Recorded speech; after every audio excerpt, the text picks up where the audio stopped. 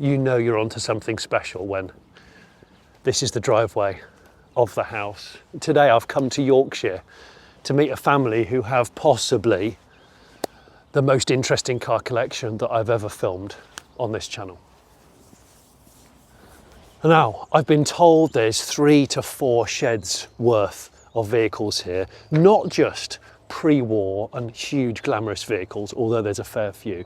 Everything spanning from the 20s right up to the early 2000s era. And the family have curated this because there's a deep-rooted passion in all these kinds of cars, and I want to hear more about the story. So follow me on what is a car cave episode of The Late Break Show. I'm Jonny Smith, and this is proudly supported by Duramat.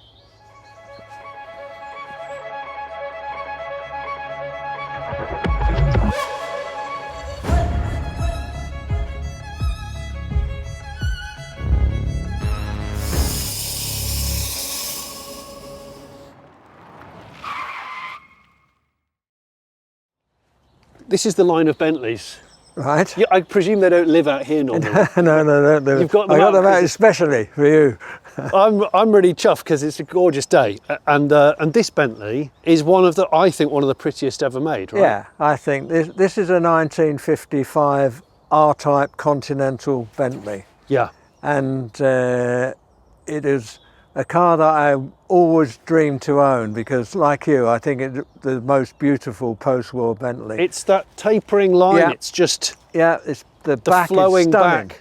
I'm only the second owner of this car. What? It was a green colour, horrible green colour, but it was a lovely car, and I kept going to bed thinking I like green, but I didn't really. So eventually, it had to go and be stripped and painted into this colour. There's a sticker on the windscreen here. I don't know whether you can see it, but it attended the Bentley Golden Jubilee 1919 to 1969. So it was on the rally, the 50-year rally of Bentleys. And that sticker's been on there since. That's unbelievable. Isn't it? Yeah. It's unbelievable. So this is the oldest Bentley you own? Yeah. And this then next to it is the newest. Yes. This is a flying spur. 600 brake horsepower. It's a flying machine, but it doesn't look like a flying machine. It can out-drag most things. But it's great fun as well. So this engine's now been retired, hasn't it, the W12? Apparently so, yes. Yeah. So did you buy this new? I had this new, yes. It was a birthday present to myself. As you do. So you spec'd it yourself. I can see the hand-painted coach line. Yeah, we did this, and it was great. And it's several years old now, but it's only done 16,000 miles, I think.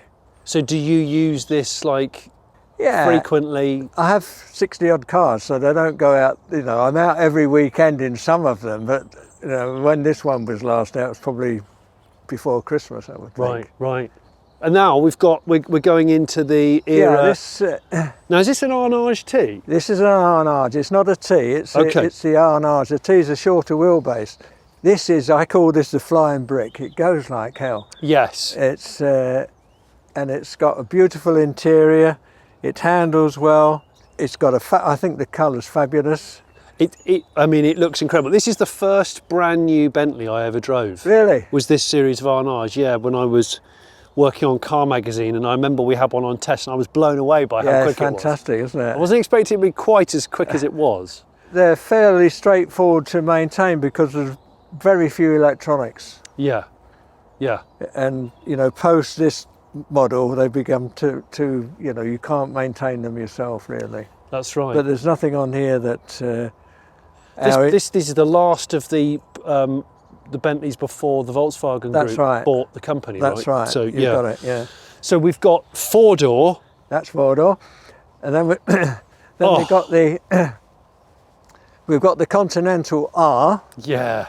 So wow. This is the grandson of the R-Type Continental, which we started off with. Yeah. And it's got bigger and wider and more luxurious. When you look down the side of it from down here, the flanks of it, just look at the swollen arches. Yeah, it's almost like Audi Quattro-esque. I always thought when these were new. I think when these came out, these were the most expensive car in the world. That's right. I did work out the depreciation on it when I bought it. Did you buy it at the No. lowest point? I bought it when it was. I thought it was 16,000 miles on the clock, and it depreciated by 160,000. What? Really? It was. You can tell the era. It's the era of the soft line alloy, the back Yeah. end of the 90s, because this would have been launched in the 90s. Yeah. And then the convertible. And then the convertible. Is this the Azure? The Azure. The yeah. Azure. Same period, Yeah. 1999. The wet look chrome alloys. Yeah. Yes. I think those chrome alloys are fabulous. The last one is a Bentley Continental, but it's a 1965 one, and by then it had swollen up 4 doors, you know. Yeah. But it's still an aluminium body, but it's hardly a Continental. It doesn't handle. Doesn't it? No, well, Is it very boaty? it is. Yeah. Yeah. Which I guess was more Rolls Royce. Yeah, that's right. Yeah, by then, yeah. Are you more of a Bentley guy than a Rolls guy? I'm a Bentley man, really. Yeah. I've had a Phantom, but I couldn't get on with it. No? No. It's only subtle differences, but if you're a Bentley man, you're a Bentley man. That's it. Yeah. They look so great parked on your front garden. You Which get- way should we go? That way. Let's go this Right, way. okay. A lovely little hangar. Yes. So I see another Fiat, Yep. a Gamine, is it? That's right. You've got it. Good Another name. Delage, another Delage, Yes. another BMW, Yes. another BMW. Yeah. Okay. Okay. What's your background? What got you into cars, Right. into all this? Well, it started when I was a boy. My dad was a car nut, and I remember we got a new Ford Consul in 1951, and I had the privilege of cleaning its wheels every Saturday morning. Really? Yes. That was part of your chores? And it just grew from that, you know. And he was interested in cars. He moved on to Armstrong Siddeley Sapphires, and then he had a Jensen 541, and then he had a Mercedes 350 convertible towards the end. Wow. So he was up there. So that's where I've got it from. Yeah. I thought about starting a pension scheme in '86, so I started this pension scheme and listened to all the advice. And then in '87 there was a thing called Black Monday. Yes. And the stock market. Pfft, Yes. and I thought, well, I've listened to all these people that are supposed to know what they're talking about. Yeah. So I decided that I wouldn't listen anymore. Every year I'd buy myself a classic car, and when I got to 60, I'd sell one a year, and that would be the pension. Yeah. That was the plan, Yeah. but I didn't sell any. I was about to say 50% of that plan was brilliant. The other 50% you were It just didn't kidding work, yourself. no. What a great mantra though. So you're like, pensions are unpredictable. Well, yeah, you just, you know. Cars are to a point, but they're also, Well, if you insure them and you use them and you enjoy them. well, yes, you can. A pension is just deferred income, isn't it? And so you see it in the Building Society book. That's boring. It is very Yeah. boring. So, you know, I thought, well, I can have some fun and Yeah, sell yeah. them when it came. But So it's grown out from this pre-war thing. It yeah, started going and now into- it's just... that's right, yeah. Right. Sunbeam Alpine, An early one. yeah, 1954, I think, late 54. I haven't seen one of these in a very long time because you always see the later cars. Yes, that's right. But this is interesting because it's kind of a sports tourer with a column change. Oh yeah. Yeah. The thing that I remember about the Sunbeam Alpine is the fact that it was the first car in the movie that James Bond ever drove. Is that right? I didn't know I that. think it was in Doctor No, and Connery drove one, Did and I he? think it was a hire car or Right. on the island he was on. BMW 2002. TII, yeah. It's immaculate. It is, it's lovely, yeah. It's been No. freshly rebuilt. And did you import this car? Yep, and it was restored in, I think it was Belgium, but it's been beautifully done. How do you find your cars? Well, it's And- funny. It's a combination. Sometimes the cars find me. Yes, Uh, I've used that excuse. Yeah, yeah. Yes. And I have a relationship with various dealers. Sometimes I get a phone call, and sometimes I go to see one of the cars they've got for sale. Yeah. And within the showroom, there's something else that I like. That you go, I don't want that one, but what's the deal with that one? Exactly. I'll show you one of those later. Yes. Yeah. Austin Healey 3000. Yeah, I'm storing it for my son. He comes here every winter to keep it warm and dry. Oh, does he? Yeah. So that's going to be coming out in the not too distant future, hopefully. That's probably the weekend. Never get bored of seeing a DS. No, they're fantastic, aren't they? They're just absolutely great. Yeah. And it's a unique experience because it's like sitting on a sofa in the car. It's so comfortable. Yeah. And the ride is just unbelievable, even for today. Yeah. And you can adjust the suspension, and it will drive on 3 wheels. You know, you can take a wheel off, and I've never done it, but I've seen it done. This is a great pair of cars. If you were to find like a 70s 2-car garage, both the same age, Yep. but totally different beasts. That's a E9. Is it the E9 coupe? 3 CSI, yeah. So nice. And it's standard, apart from it's got a 5-speed gearbox, which makes a big difference. Yeah. But it's so beautiful. It's just a piece of art, I think. And again, a good driver. Nice to drive. They do, and the fact that you've got the 6 Series as well, which is kind of the successor to this, the spiritual successor. Which one came first? The 6. The 6 came first, and then that TII of yours there, which again, that's the same year. Yeah, that period of BMW, I think, was pretty good. Was a high point. Yeah. It is impressive the condition you keep your cars in. I like to keep them right, and as you say, they all start on a button. Yeah, yeah. Got to ask, what's the deal with the? What's the deal with the London taxi? Well, they're disappearing from the scene, aren't they? They are. So they're relics. I thought I'd find one, so I looked for one, and I wanted a low mileage one. Well, you can imagine. So this is low mileage. It's 360,000 miles when I bought it. Is it really? But it was one owner. I think I paid £2,000 for it or something. Not very much money. No, and it's got all of the gear with it. Yeah, everything in it. And I said to him, we must have some good stories about this. So I said, well, there must be something. So he said, well, he used to work out of Waterloo Station on a Sunday night. And once or twice he picked up this really good-looking young lady and dropped her off at the Royal Mews. And it turned out to be Kate Middleton. Really? Yeah. So we've got a little plaque in the back of this. This is Kate Middleton sat here in the back of the taxi. That's so cool. It's. I mean, we just wasn't expecting to see it in here. I mean, I am a fan of taxis. Owning an ex-Tokyo taxi Nissan Cedric, but so Delage. Yeah. Right, for a lot of the people watching this, and I count myself, I've heard of Delage, but Right, you don't know. French. Right. Okay. That I'm presuming French, and that's well, Delage was in the period we were looking at, the French Bentley. right.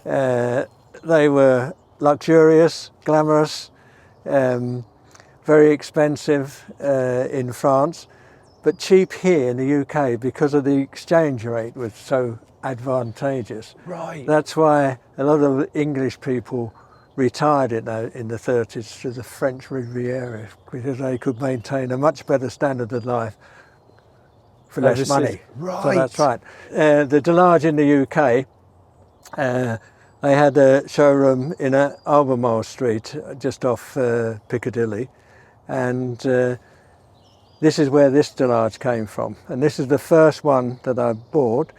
This is June 1930, and at that time it was bodied as a fixed head coupe. Right. But I bought it because I really wanted a WO Bentley.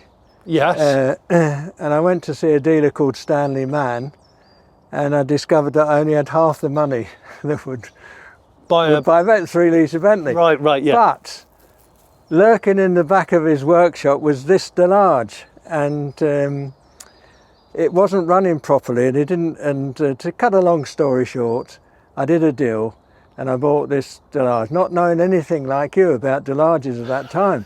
But when I got it home and started to do some research, this D8 was designed in 1929, whereas the WO was first designed in 1919. Yeah. So there was a 10-year head start for it at the beginning, and 10 years in that period was a lot of time. A lot of innovative motoring. Yeah. So this has got a 4-litre straight 8 engine in it. It's a long stroke straight 8. It's got a very light body on it. I can see it through the louvers. And it's got 4 SU carburetors, which I don't know whether you want to have a look at. Yeah, well, unhook it. Give us a quick look. Yeah, please. Any chance to see 4 SUs? So all of these mascots, there's cut glass ones over there. There's the one on this car here.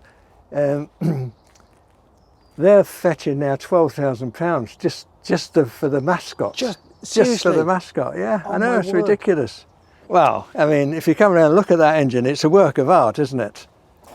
You know, it's a tall, straight 8, 4 SU carburetors on it. Bloody hell, that's gorgeous. It looks as though it's going to perform, doesn't it? Yeah. So the thing about straight 8s, because they were kind of their time in many ways, was a huge amount of torque. Yes. Quite low revving. Yes. Because the crankshaft's about a mile long. That's right. And also, you don't have to change gear. No. So I bought this in October 1986. And I thought, it's lovely, but it'd been rebodied, and I thought it'd be nice to find one with an original body on. Yeah. And my son actually spotted an advertisement, I think it was in Motorsport, and I followed it up, and it turned out to be this one over here, this creamer. So you've had this for 40 years. This one's 40 years, yeah. See, that looks like a Bugatti, in like a Royale. It's very similar in profile. If you were to look at the length of that bonnet, I know, and the narrowness of the windscreen, to my eye, that's the best looking 30s saloon ever. Yeah, it's a good looking thing. It is a good looking thing, and and that's with a Lalique mascot on it. It's all Art Deco, you know, the interior's Art Deco. Yeah. You know, with this. Oh wow, the sun ray. Sunburst. Yes. The first time I've featured any Delages on the Late Break Show, and I'm quite taken. This is the problem with doing my job, is you get influenced by people like you. So I'm now going to start looking at pre-war things like Delages. Well, they're very glamorous, they are. I mean look at that for glamour. Well, that's right. I'll tell you about that car. We can go straight on to that one if you like. Yeah, let's have a look. Why not? Those engine louvers, beautiful. They are, and they're very, very. I'll show you how they work.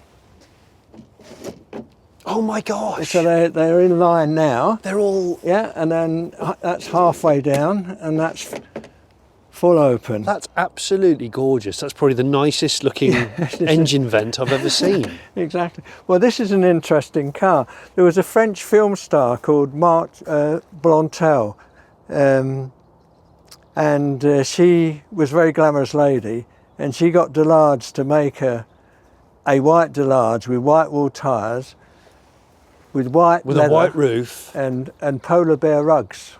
Oh my gosh, is that what they are? They're artificial polar bear rugs, but there they are. Wow. So, goodness. Isn't that glamorous? You can't drive that around without a grin on your face, can you? So these are both convertibles? Yes, but they're different types. This is a sports tourer. It's called a D8 SS. It's from 1932, and it's a special body. Delage did a few of these. It was, for its day, very glamorous. I was going to say, but it looks glamorous now. Yeah, it's and it has. And that's a dicky seat, isn't it? Yeah, if you lift it up, you can see. How do you? I don't want to just lift it here. Oh my gosh! So of course, that's the footplate down there. Yeah, that's it. Right. I love this idea of back in the old days. Yeah. You'd put your kids. That's right. Yeah. So the convertible roof covers this bit, but not this bit. That's right. You've got it.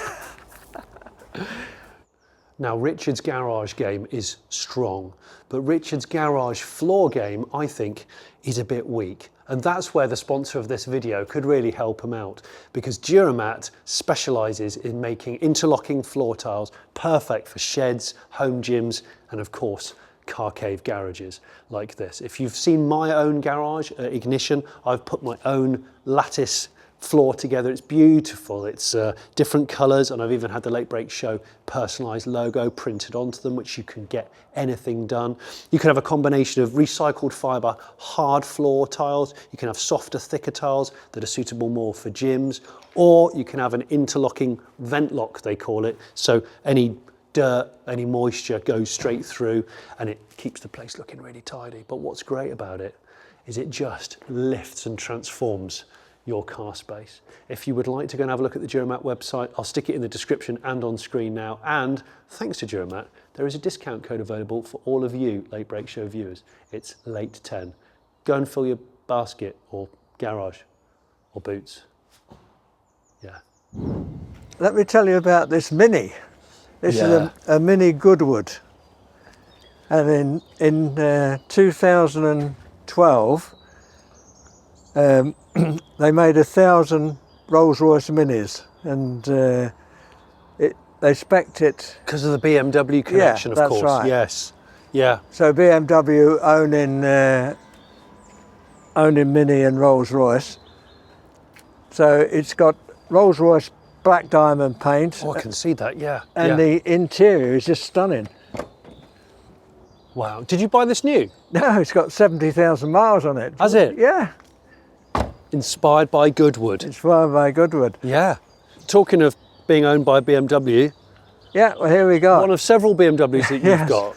But this is one of my favourite, the Shark Nose 6 Series. It's beautiful, isn't it? It is exceptional. This is a... what a thing. This is the M series, and they only made 600 of these.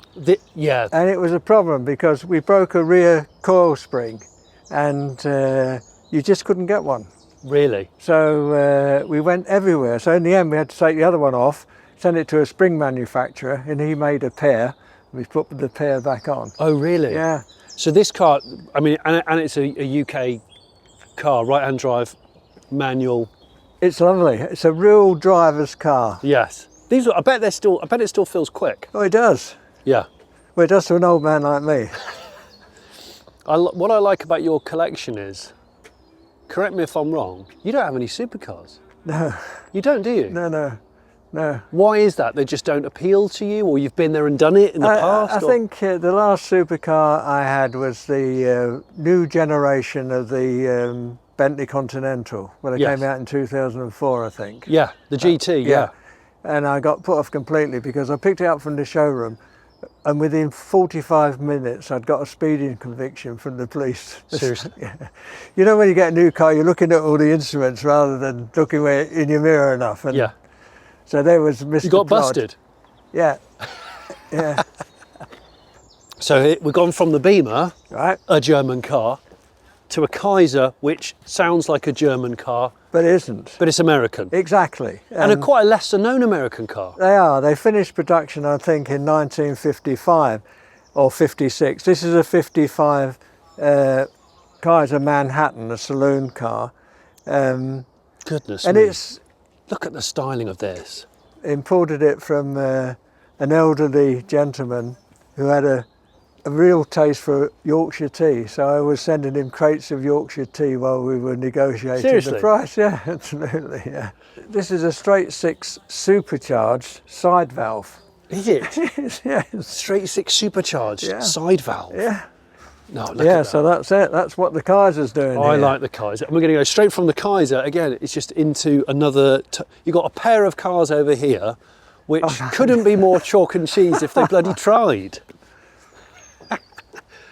That's a bit of me, that. Yeah, that's a Delage. That's a 235 Delage, 1951, I think, that one. I mean, again, all bonnet. All bonnet. It's a pre-war chassis and engine with a post-war body on it, and it's aluminium gas welded. We stripped this one right down, and there's beautiful gas welded panels together. It was a work of art. And then we go from that to... Hey. Now, do they call this the Gardeniera. Gardeniera, so it's the estate Fiat 500. Yes. And they've managed to get the increased floor area by putting the engine on its side, and the air intakes here. Yeah. And this back door which curves over Yes, that's to get more in. You've still got the cloth roof as well. You've got a plastic pig in here. Yes. Have you seen the name on the window? Chris P. Bacon. And they're different end of the spectrum, but they're as much fun. They're as interesting as all these exotica. I agree. Goodness gracious me, this looks wild. And it's called a King. A King, yes. The car of no regret. The car of no regret. Is that actually true? That's true, yeah. That's the real... That's right. Well, that guy, Charles Brady, who invented this thing, designed this thing, he was a genius, really, but like most geniuses, he couldn't get on with people. So terrible at marketing his product, probably? Well, he worked for Chevrolet and big companies in America, but it always fall out with them. So he decided to start on his own. Right. And he started this King Car Company. King Car Company, yeah. And he designed... In Detroit? Yep, and Right. he designed a V8. What year is this car? This is 1917. Wow, so a V8 in 1917. Yeah.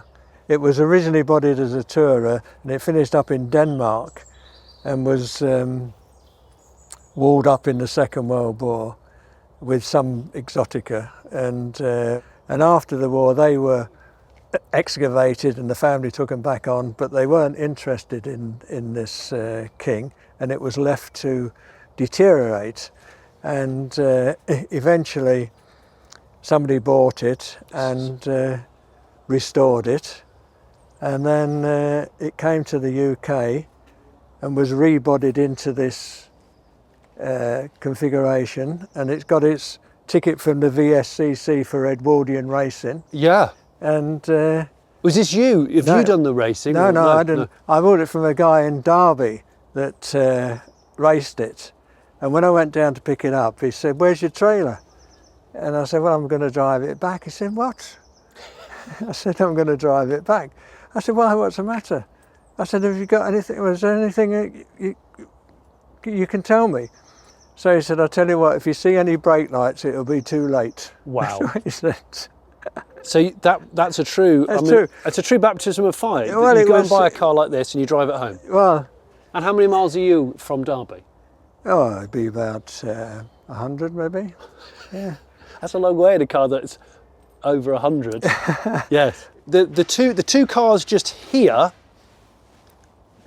amazing pieces of equipment here. These are steam cars. Steam cars, yes. Now, I'm so fascinated by steam cars of this sort of era. So what we've decided to do is we're going to put out a separate video of how to cold start a steam car. Right. So if you want to watch that video separate to this, you'll learn about these in more detail. This one's a Stanley and this one's a Doble.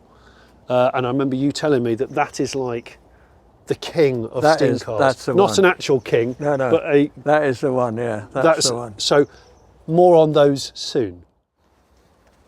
A GMC cherry picker.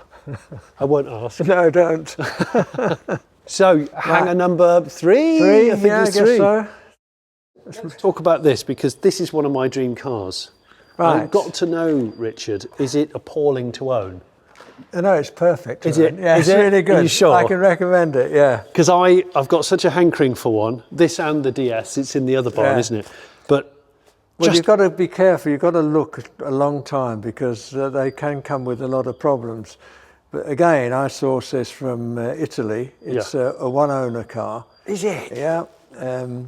It's completely original. No. Yeah. This is unrestored. Unrestored, yeah. Goodness gracious me. Yeah. I figured that it must have gone through a No, comprehensive rebuild. it's unrestored.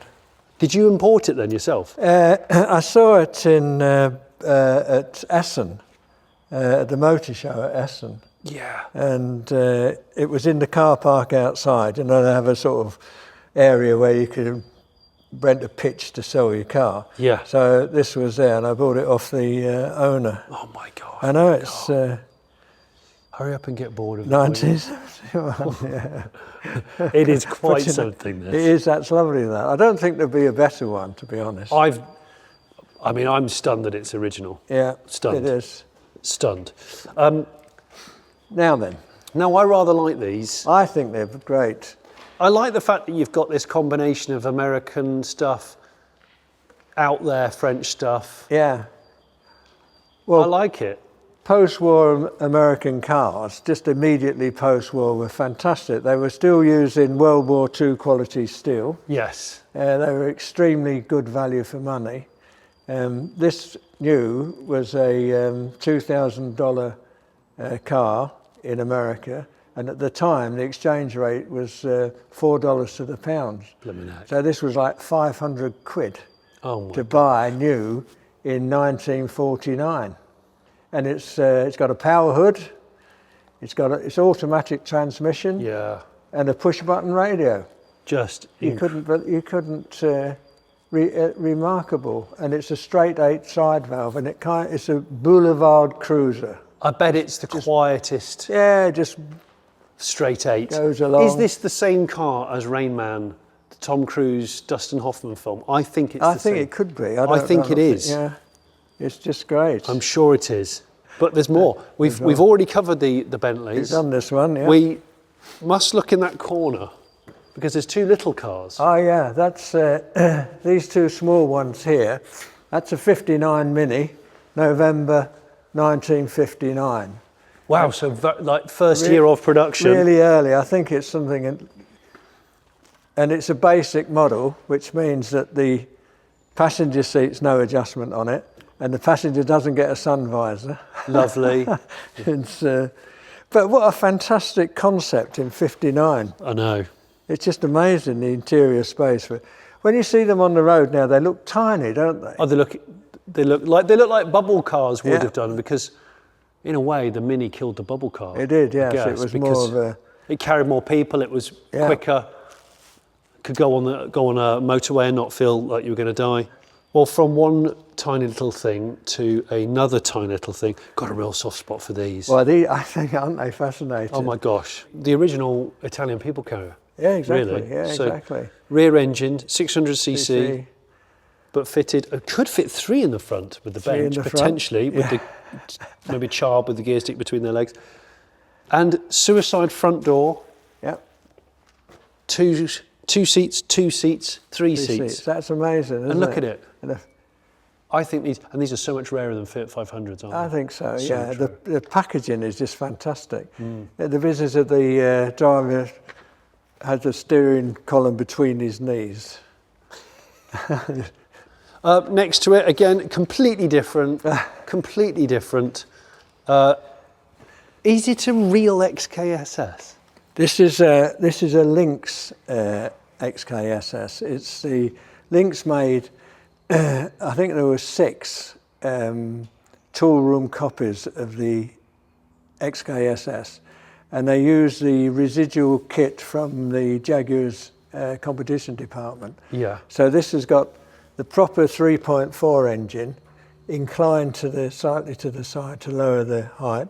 It's got the wide angle racing cylinder head, and it's got these triple period Webers. Blimmin' heck. And it's got original Dunlop disc brakes, dry sump lubrication. It's got a live back axle. There's absolutely no driving aids on it at all. This, I mean, is it wild?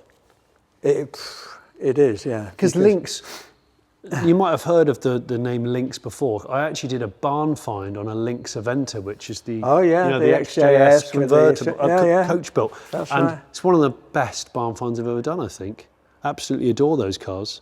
I'll put a link in the description if you haven't seen it. So this, again, I mean, arguably probably better made than the originals, like some of these recreations. That's what the people that really know them say. Yeah. I got this, again, I was in Belgium to buy something else, and the guy had this, and it belonged to an Italian, an elderly gentleman, and he had it made new. He got it straight from Lynx, but it frightened him to death. It had only done about 800 or 900 miles. What? Yeah. So it wasn't even run in? Yeah, and it's only done about 1,200 miles now, I think.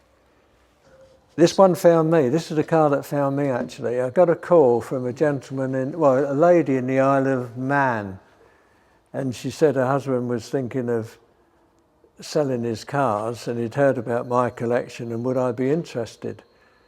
So as it happened, I was going to the Isle of Man to see a contract. So when I went over there, I went to see them, and they were a lovely couple, and they'd had Sotheby's up from London or whatever, and the old boy didn't like him. He was just beginning to suffer with dementia or whatever, Yeah. and he didn't like these cocky London people and all the rest of it, you know. Right. So What, you turned up and one thing led to another? And... yeah, again, I didn't want a Lincoln. I'd never thought of buying a Lincoln, but it was so beautiful. Yes. And it runs like a sewing machine. It's so quiet.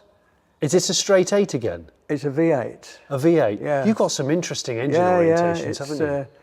It's a remarkable central lubrication, 4-wheel brakes for 1925. Yeah. The Lincoln brothers were really good engineers, but they were underfinanced, and Henry Ford had everything except a quality product. So he bought the Lincoln business out and said to them, I want you to make me a car better than a Rolls Royce. So they produced this. This is the L-type Lincoln, and it was made in direct competition to the Rolls Royce Silver Ghost. Right. It's a handsome thing. It is. It's very handsome. I think that's the word for it, yeah. Yeah, it is. And it's big. It's physically very big. It is. Bigger than the Mark II? Yes, it's a Daimler version with the 2.5 litre V8 engine. It's got the Hemi. Yeah. The little baby Hemi engine. Yeah. Do you know, I've had the chance to do a couple of barn finds of these and I haven't managed to make it happen yet. But the thing I'm most fascinated about is because, of course, everyone thinks it's a Mark II Jag, as it sort of is. But the Mark II Jag never had this engine, did it? No, it didn't. No, It only had the straight six. Yeah.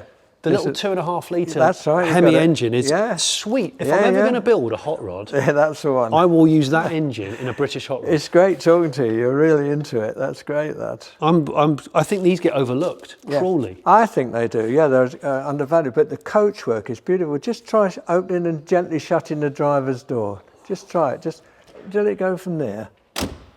Oh, You know, it's incredible. oh, it's manual as well. Yeah, manual with an Oh, you're overdrive. such a connoisseur of your cars, you are.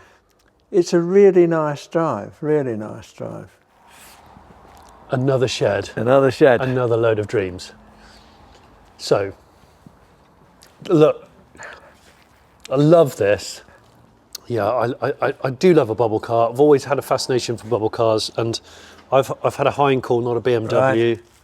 You've got the BM. The BM, yes. Similar principle. The Steering wheel. steering wheel comes out with the door. It's actually a really wide two-seater. Yes. I know it seems ridiculous, but I Ridiculous, think when you're in there, it's dead comfortable. This is the car that saved BMW, of course. It did, that's right. People That's forget that. absolutely right. They do, yes. You're absolutely right. You look at BM now, it's a powerhouse. Well, and then that saved it, yeah, you're right. Yeah. And they licensed it all over the world. They were manufactured everywhere, yeah. yeah, absolutely gorgeous. And like the other Fiat, another Fiat 500 in the corner, but we can't walk past these cars because this is again a bit like your fetish for Delages Right. and the Cord, a very, very lesser known American That's right. brand. Look at their space age vehicles, aren't they? They were designed in 1935. Can you imagine 1935? Front wheel drive, Yeah. semi-automatic gearbox, Yes, I forgot about that. independent front suspension, monocoque construction, no rain gutters in it, no running boards, No, of course. no radiator. We were talking 1935 here. Yeah. This was straight out of a science fiction. This was science fiction, wasn't it? Magazine. And hideaway headlights. Exactly, that's right. They're on a board and cable. You have to wind them up from the inside. Just. But when it was announced, and it appeared for the first time at the New York Motor Show in November 1935, I think it was, it caused a sensation. Yeah. And the queue to get into the exhibition was 1.5 blocks. What? Yeah, waiting just to see this thing. And the demand was fantastic. And they took something like 200 orders or something, even more maybe. And they rushed into production because what they displayed were prototypes. Unfinished and it's cars. fatal. And the American market will not stand unreliability. Yeah. So they only made 1,200 of these before the American public gave up on them. Really? So they were a flop? They were a flop, yes. Because they rushed to market They too rushed early? it to market. Right. They didn't do all the research. All I know is my dad, who's watching this, it's his birthday today. Happy birthday. If I could afford, Dad, I'd buy you a Cord. My dad always talked about Cords, and the first car museum I ever went to was the Haynes Motor Museum. All right. And they've got one in there. Have they? And they've had one in there since I think the museum opened. And it's this colour. And there's a picture of me, I don't know, probably that tall, stood Right. next to one of these. And you've got a pair of them. Yeah, well, this one, that's naturally aspirated. This one is supercharged. Oh. So what we've got here is the standard side valve V8, and on the top here, there's a mechanically driven supercharger. Oh, it's like right, with Yeah. the carb sitting right on On the it. top, that's right. And everybody goes for the supercharged Cord. But in actual fact, it takes more energy out of the car than it puts in. No, it doesn't. Until up to you're doing 3,000 revs, and then you get the benefit of the supercharger. But 3,000 revs in this is 90 miles an hour because it's so highly geared. So no one ever used the supercharger? Well, really? it was a selling point. Everybody even today, oh, I've got a supercharged Cord. Yeah. Yeah, but when you get them set up right, they're great. But you've got to get them set up right. Yeah. But yeah, Which I'm sure you've fascinating. got. Now, would it be really rude of me to walk past an E-Type Jag? The problem with this, and I said it at the beginning of this car cave, this is probably the biggest car cave we've done. Right. That's owned by one person, Yeah, definitely. And it's hard to film all of these cars Right. and do them justice. You can talk as we walk. We'll Okay. shuffle real slow. I don't know what this is. I thought it was an Alfa Romeo, but it's not, is it? It's a Fiat, funnily enough, and it's a humble 1954 Fiat 1100 platform Yeah. with a bespoke coach-built body. And the story behind getting this one was that I was in a dealer's showroom negotiating to buy a Quattroporte, and this thing arrived in, and I fell in love with it immediately. I thought, this is so beautiful. It is beautiful. And the It story, really is. yeah, the story behind it was that Alumino had a styling exercise of a coupe version on the same chassis, and exhibited it at the Turin Motor Show in 1954. And this Italian countess was taken with it, but she wanted a convertible, so she asked the coach builder, could you make me a convertible? And he did, and this is the result. It took him 9 months to make it, and she took delivery in 1955. She kept it until she died, and her doctor had been looking after it. He'd been after it for years. It took him 2 years to get the car out of her estate. He was elderly. He never got round to restoring, so he died. And then the grandson or somebody else got hold of it, didn't know what to do with it, and it finished up selling it. And the guy that bought it put it into a restorer in Italy still, but then couldn't pay the bills. Oh my God. So it was stuck in the restorers for 7 years or something until the restorer was allowed to sell it to get his money back. And it was bought by this Italian dealer, who I happened to be in his showroom when it was bought from this restorers into that. Goodness me. Let's sum this up Yeah, in a couple of words. This is absolutely bonkers. it is. It's ridiculous. This is 80s overload for me. I'm looking at the dash and it says electronic travel computer by Honda. It is so over the top, Richard. What is going on? Well, I bought What's this, going on? I bought this by accident. I like motorcycling, but my motorcycling days are over. But I saw this thing advertised in a farm instrument sale. What? Yeah. And I thought, what the hell is it doing in that? Anyway, I put a postal bid in, and much to my surprise, I got it. I'm sorry. And I it's have to climb on. it's only done about 300 miles. It's been an exhibition bike all of its life.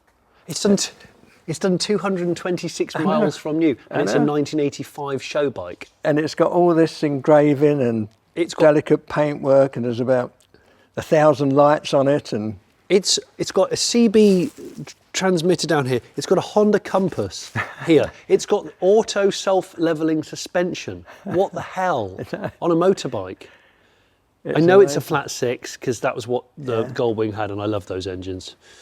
But wow. it's got. So no one's ever really used it? No, nobody's used it. No, it's. I keep thinking it must find a home to an enthusiast, really. Honda, if you're watching this, There you go. and you want to borrow it for exhibition purposes, There we go. Yeah. seriously, this needs to be viewed by It people. does, really. It's lovely. I mean, it's if it's your bag, it's fantastic. But I love all the. I'd make it my bag. Paintwork and This is hand painted. It's all pinstripe. it's all done. It's lovely. Bloody hell. Jags. There's a whole line. Well, everything at the back is a Jag apart from one. Yeah. XK1 20. 120 fixed head coupe. For my money, the best looking car. One of the best looking cars ever. For me. You said this was like your pin-up car. Yeah, it was. Yeah. When you were. Yeah, that's why I was a young man. Yeah. Yeah. This was the car that you always aspired to. Yeah. This was. That was when I was a boy. That was the one. And then when I was 18, the E-Type was introduced. Yes. And that became the pin-up thing. But Because of course that is what replaced this. Yeah. This is a very, very lesser known car. I spied it early on. Yeah. And I like quirky stuff, as people will know. The Jensen 541R. Ah, that's right. Well, Jensen were from West Bromwich in the Midlands. Yes. Independent company. And they introduced the 541 in 1953. Fiberglass body. Yeah. High back axle ratio. A 4-litre Austin truck engine in. And an overdrive. Right. So the engine didn't rev, but it had loads of torque, and it would cruise at high speed. So this was a motorway car before we had any motorways. And in 1957, they upgraded it, the 541, to the 541R. And they just put flarings on the back, an extra air intake on the bonnet to reduce the risk of overheating. I love the bonnet intake. Yeah. I absolutely love the shape of that rear That's window. fantastic. That rear window is something else. Yeah, it was really. It's great. So I remember in what are now termed the beginning of the new era of the electric car. Right. This was one of the really wild Yes. iterations. Henrik Fisker, the designer of all the special BMWs, like the Z8. Yeah. He set up his own company, and this was it. This was like a swoopy 4-door sports EV, solar roof. Exactly. I mean, it was really out there, and a good-looking car. Still is a good-looking car. I mean, if BMW were doing grills like this right now, I wouldn't have a problem. No. But it's a cool thing. I have never seen. I might have seen one in America, one in California, and that's it. So what led to this purchase? Right. Well, you'll never believe this story, but it's perfectly true. I got a phone call. Did I have a Delage engine from 1910? And I did have. What? And this guy, I said, but I'm not going to sell it because I was thinking of making a special up, and it's a good specification. Yeah. So I said, I'm not going to sell it. And then he said, there must be something that will tempt you. So I said, well, what are you thinking of? So he sent me a photograph of this, and he said, I'll swap you this for the engine. What? Yeah. So I said, oh, come on. So he said, no, I'm going to get rid of this. He said, I just can't stand it. He said, I was sitting in it trying to familiarise myself with all the controls, and the doors that electrically operated locked. Yeah. He said, and I couldn't get out. I was there for 45 minutes. He said, my wife thought I'd had a heart attack. She came looking for me, and I was stuck in the car.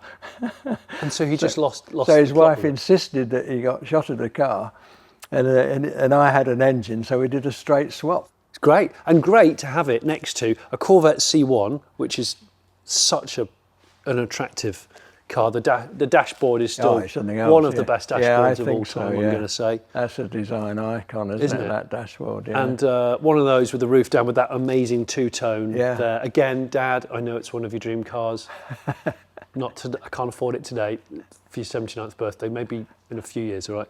And then you got the 8 Series. I was fortunate enough to have, for a number of years, a mechanic looking after the cars, and he was a BMW trained racing mechanic. Oh. He was fantastic. He had BMW DNA, and he said to me, he kept saying to me, Richard, you've got no BMW. So I said, well, a bit too complicated for me. You know, I like the simple, old-fashioned stuff.